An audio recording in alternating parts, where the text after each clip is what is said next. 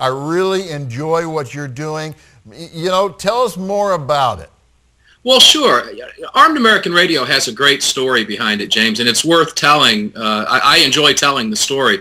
But back in 2002, when my daughter was 2 weeks old, I was on my way to work, and I found myself the intended, I guess is about the only way to say it, intended victim of an apparent carjacking attempt while I was approaching a traffic light in Tampa, Florida.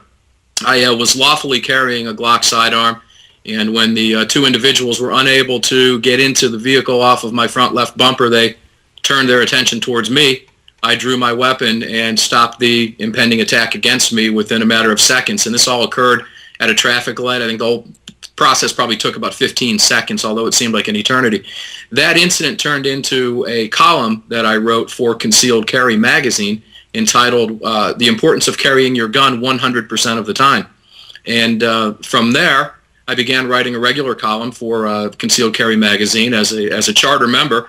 The magazine, of course, is owned by the United States Concealed Carry Association, fledgling organization at that time, now up with membership in the tens of thousands.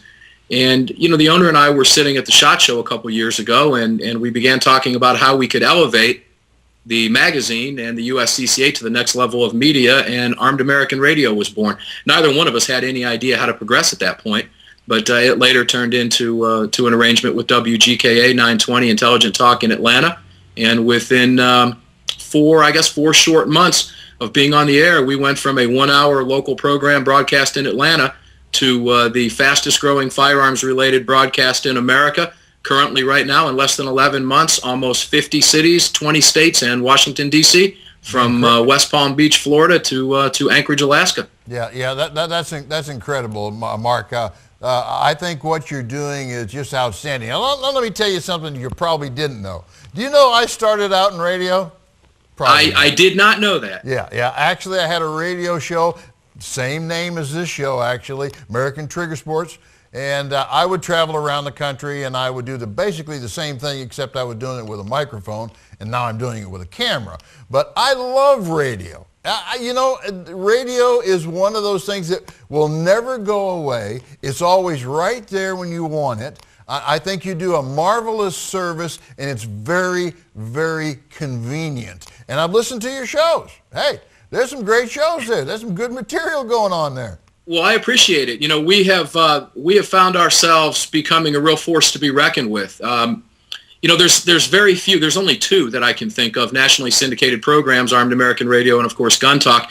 And we differentiate ourselves in one really noticeable difference, and that is the fact that Armed American Radio focuses predominantly on the rights of concealed carry permit holders, James.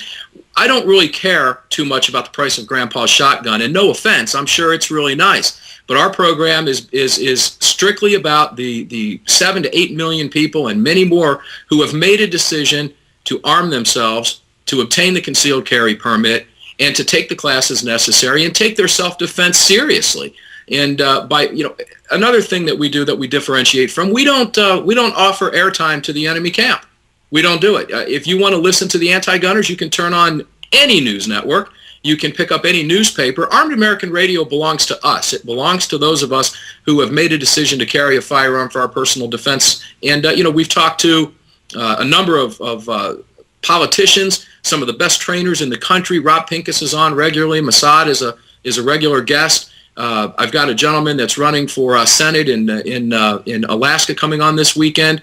We've talked to the individual running against Pelosi, sheriff's officers and candidates across the country, people who really make a difference. And I think that's what's making Armed American Radio so successful right now.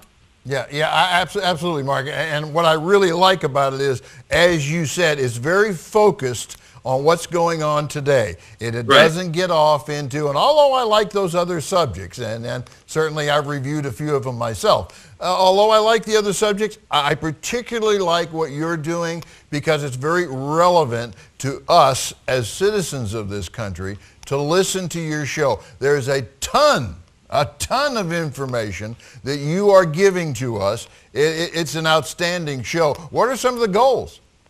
Well, I'd like to take it. I'd like to take it from a weekend broadcast. I mean, this is a lofty goal, James, but I'd like to move it into daytime radio at some point in time. We've got a way to go there, but we're defying the laws of broadcasting right now. If we had listened to the radio pundits, the folks that had spent 40 or 50 years or 30 years of their career in radio, they flat out told me, you can't syndicate this show yet. You've only been on one time in 1 hour. What they didn't understand was the power of the organization behind us, the U.S. Concealed Carry Association, with its tens of thousands of members across the United States and subscribers to Concealed Carry Magazine. And I'd like to encourage your viewers to check out, if you've made a decision to carry a firearm, by all means, check out usconcealedcarry.com and join us. The Second Amendment is seeing a resurgence, especially with the Heller decision in 2008, recently the McDonald decision.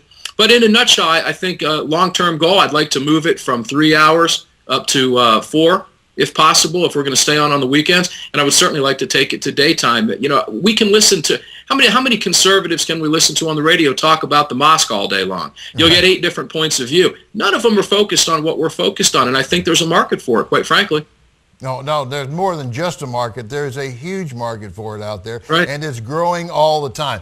I really appreciate what you're doing. Now, tell me again the connection between you and the magazine, because I've gone to their website as well, and right. I know that's kind of like a parent company. Help me with that.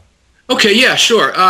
The U.S. Concealed Carry Association is the publishing company. Delta Media owns the U.S. or is a separate company, is the publishing wing of the United States Concealed Carry Association. We're all kind of intertwined in there, if you will. The U.S. Concealed Carry Association publishes their flagship publication, Concealed Carry Magazine, 8 times per year.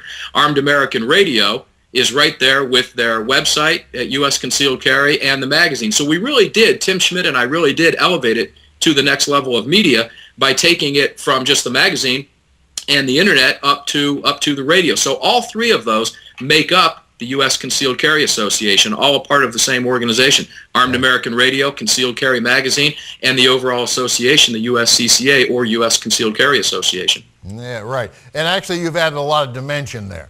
Absolutely, Absolutely, we have, yeah. There's no one out there who has the dimension that you guys have put together. Now, before I let you go, though, have you been writing on the side somewhere? Do I know something about a book? You do. You're good. Yeah. I teamed up with my managing editor at Concealed Carry Magazine, Ms. Kathy Jackson. And what we did was as I began writing the column a number of years ago, I found the column beginning to morph into stories about people who had either used a gun to defend themselves or wished they had a gun at the time they needed it. And I began interviewing these folks, and they became the focus of a number of my stories in Concealed Carry Magazine. My column is titled The Ordinary Guy, and it's titled The Ordinary Guy for a reason, because gun owners are ordinary people. They're you, they're me, they're our neighbors, and bad things happen to good people. So I started interviewing some of these folks, and Kathy and I got an idea to put together some of these columns into a book. And then Kathy came in behind me, each individual story that we settled on, and just did an outstanding job completely analyzing each individual story. For example, chapter 1 is the story of what happened to me when I was driving to work, and Kathy comes in behind me and just picks it apart. And she does it for each individual chapter. She offers the psychological impact, the legal impact, the training impact, what could have happened, what would have happened, and it has been highly acclaimed. Tom Gresham, in fact, my friend Tom Gresham, has the book listed on it, and I believe that he's put it at one of his top 5 all-time personal defense reads. So I encourage you to your viewers to take a look at it. Yeah, absolutely. And actually, what we'll do, Mark, is we'll put something on the website so that they can actually click to and order that book, because great, yeah. I'm waiting for my copy. Well, you got a signed copy coming, James. I can promise you that. I have a box of them here. I'll shoot you one over. Thanks very much, Mark. I love the work you're doing. And by the way, congratulations on defending yourself and being bold enough to do it, which launched you into what you're doing now. There's nothing more fortuitous than that, correct?